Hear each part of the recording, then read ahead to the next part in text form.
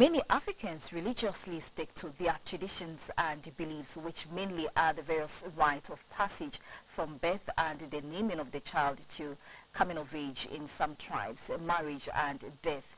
In some communities, some water bodies are revered for various traditional activities.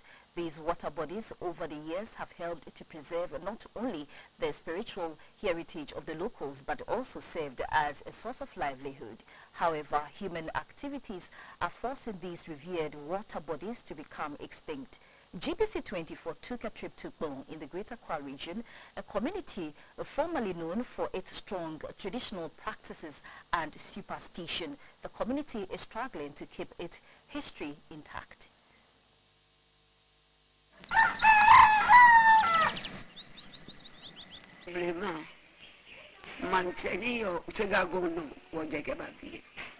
The people of Kpone first settled on a mountain called Siga. On their return after the death of their cruel king, they settled on another mountain, hence the name Kpone.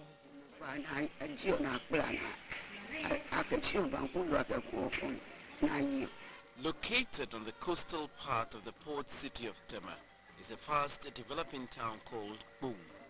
The town is a 38-kilometer drive from the capital Accra and has a population of about 73,000 predominantly Ga indigents. The people here are mainly fishermen and farmers.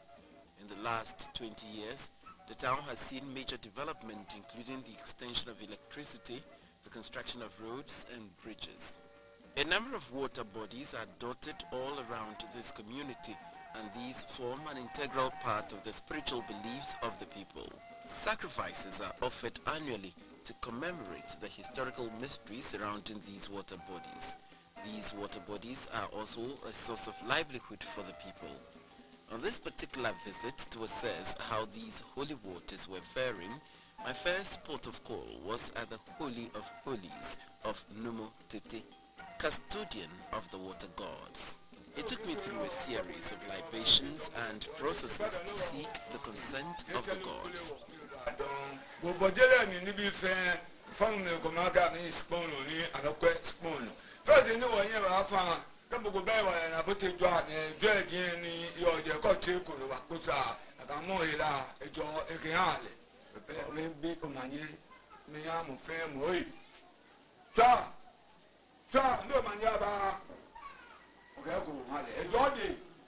It was only after this that I was declared pure to visit the waters.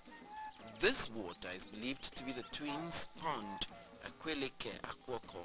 For the Gans, these are twin girls.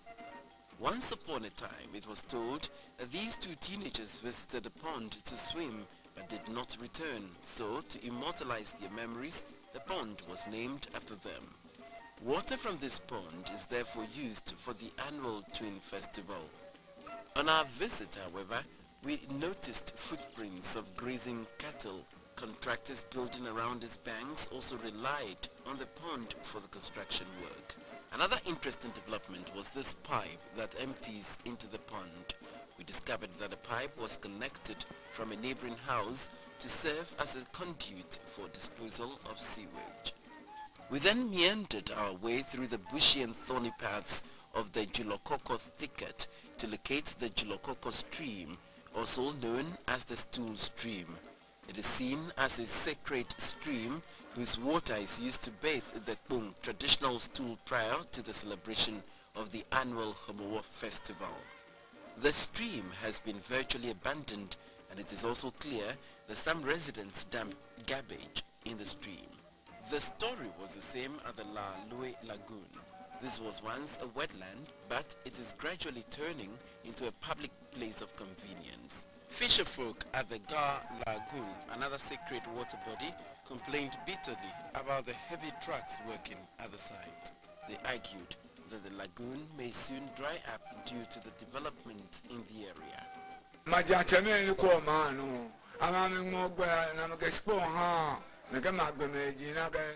Leaders of the town have sold the surrounding lands of these water bodies to developers, and this is adversely affecting our traditions.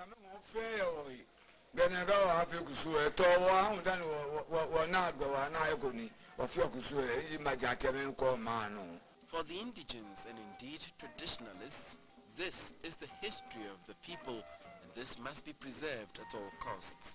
Since a greater part of African history is oral, these holy waters must be protected. This might, to some extent, safeguard the heritage that is unique to our part of the world. Everyone must help preserve all aspects of our heritage to make our nation indeed great and strong, and to bring in the much needed foreign exchange through tourism.